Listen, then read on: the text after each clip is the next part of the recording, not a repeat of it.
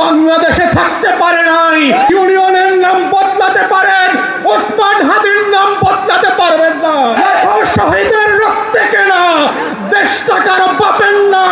বাপের নামে আর বংশের নামে মূর্তি বানানোর জন্য মূর্তি বানানোর রাজনীতি সফল হয় নাই। দেয়ালে দেয়ালে আমাদের শহীদেরা রক্ত দিয়ে যেই স্লোগানগুলো লিখে দিয়েছিল, যেই আগামী বাংলাদেশের বুনন তৈরি করেছিল, সেগুলো আবার নতুন করে বিমানে যেতে যেতে মোবাইলে শুনবেন এবং পড়বেন। স্মৃতিভ্রম এমন একটা জিনিস, ক্ষমতার ছানিতে সেটা চোখে পড়ে না, এবং চোখে না পড়তে পড়তে ছানিটা এত মোটা হয়ে যায়, দিন গুনতে গুনতে মনে হয় আবারও নির্বাচনের তারিখ চলে এসছে।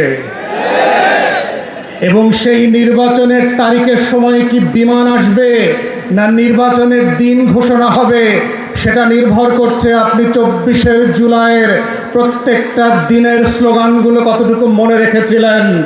দেয়ালে দেয়ালে আমাদের শহীদেরা, শহীদের উত্তরসূরিরা বারবার লিখে দিয়েছিল, লাখো শহীদের রক্তে কেনা দেশটা কারো বাপের না। কিন্তু আমরা দেখলাম আপনাদের একজন এমপি এবং বেনামীয় মন্ত্রী, যাকে আমরা গত 17 বছর ফ্যাসিবাদ বিরোধী আন্দোলনে দেখি নাই, মিছিল মিটিং মামলার হিসাবে আসামি আকারে কোর্ট কাচারিতে দৌড়াদৌড়ি করতে দেখি নাই, তিনি তার এলাকার 4টা ইউনিয়নের নাম নিজের নামে লিখে দিলেন। ওইটাই কিন্তু হাসিনার পতনের শুরু হয়েছিল, মনে রাখিয়েন।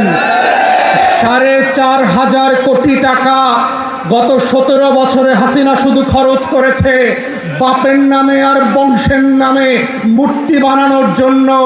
মূর্তি বানানোর রাজনীতি সফল হয় নাই। শেখের বেটি বাংলাদেশে থাকতে পারে নাই। স্কুলের নাম বদলাতে পারেন, কলেজের নাম বদলাতে পারেন, গ্রামের নাম বদলাতে পারেন, ইউনিয়নের নাম বদলাতে পারেন, ওসমান হাদির নাম বদলাতে পারবেন না। লাখো শহীদের রক্তে কেনা দেশটা কারো বাপের না, প্রধানমন্ত্রীও না, শাহ আলমের কাছেও বাংলাদেশ বিক্রি করে দেওয়া হয় নাই। অতএব আজকে যারা বিচার নিয়ে ছিনিমিনি খেলছেন, বাংলাদেশের ইতিহাসের অন্যতম যোগ্য ব্যক্তিকে আইসিটির প্রসিকিউশন থেকে সরিয়ে দিয়ে একটা অযোগ্য দালাল দলীয় লোককে দিয়েছেন, তিনি আজকে বলছেন তিনি নাকি বিচার করতে ভয় পাচ্ছেন। আপনার যদি এত ভয় লাগে আপনি এই খাতায় নাম লেখাইলেন কেন? যারা ভীত তারা তো ওই পারে পালিয়ে গেছে। নতুন বাংলাদেশ সাহসী শহীদদের জন্য, আবু সাইদ মুগ্ধের জন্য, যারা বিচারকে নিজের শাহাদাতের সম্মাননা আকারে নিয়ে এই ফয়সালা করবে, যেটা আপনারা করতে পারছেন না, দালালি করছেন।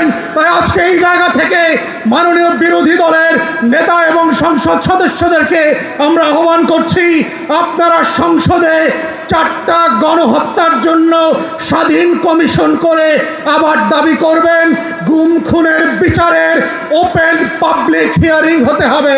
পশ্চিমা দেশগুলোতে যেই গণশুনানি হয়, গত 17 বছরের হাজার হাজার গুম হয়ে যাওয়া লাশ পর্যন্ত, স্মৃতি পর্যন্ত হারিয়ে ফেলা মানুষদের গল্প এই বাংলাদেশের 20 কোটি মানুষের ঐতিহাসিক স্মৃতি সংরক্ষণের জায়গা থেকে স্মরণে রাখতে হবে।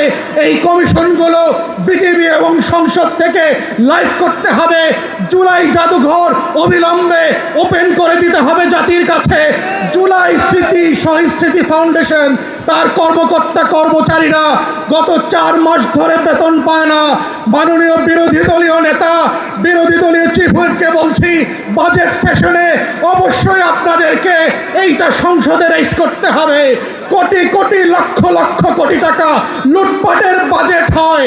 আমার 24-এর শহীদদেরকে নিয়ে যেই ফাউন্ডেশন কাজ করছে, তারা 4 মাস ধরে বেতন পায় না। এটা লজ্জার বিষয়, লজ্জা হওয়া দরকার সরকারি দলে, যাদের রক্ত দিয়ে আপনারা ক্ষমতা এসছেন। আমরা সেই দিন বদলের রাজনীতি করতে চাই। মাথায় রাখবেন, বিমান কিন্তু সকল প্যাসেঞ্জারের জন্যই টিকিট কেটে দেয়।